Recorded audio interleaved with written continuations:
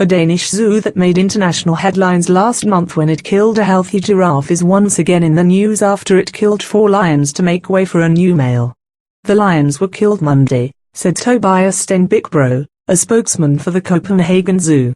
2 of those were young lions that were not old enough to survive by themselves and would have been killed by the new male lion if we'd had the chance, Bro told CNN. He said the zoo had tried to place them elsewhere, but unfortunately there wasn't any interest.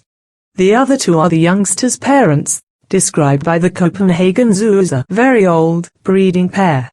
The new male lion was brought from Givskud Zoo, also in Denmark, to form a breeding group with the Copenhagen Zoo's 2 18-month-old females, born on site in 2012. The zoo had to put down the old lions and their young offspring because of the natural structure and behavior of the lion pride, the Copenhagen Zoo said in a prepared statement. The newcomer is about 3 years old, large for his age and healthy, the zoo said.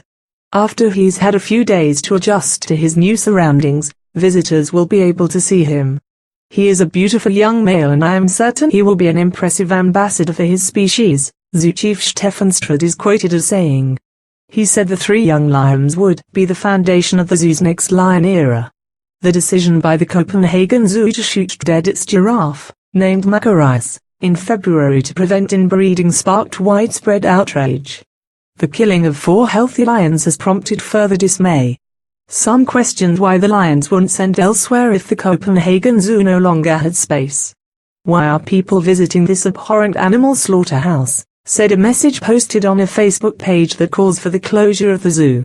The European Association of Zoos and Aquaria, a body governing 345 institutions, said that the Copenhagen Zoo had not broken its codes of conduct and that it has been consistent in its approach to animal population management and high standards of animal welfare.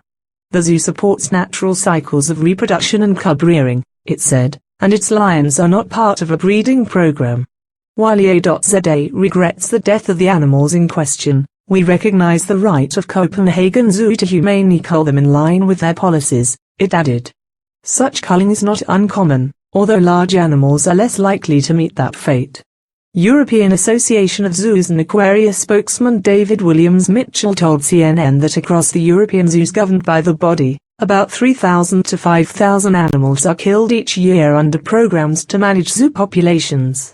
This includes everything from tadpoles and insects up to charismatic megafauna like giraffes and lions, he said, adding that it represents only 0.06% of the zoo's overall animal population.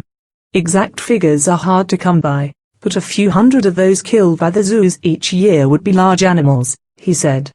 Williams-Mitchell added that members of the public and animal rights groups tend to object only when zoos kill cute, storybook animals, rather than rodents or tadpoles. Marius the giraffe was shot by a veterinarian and dismembered in front of an audience that included children, before being fed to the zoo's lions, tigers and leopards.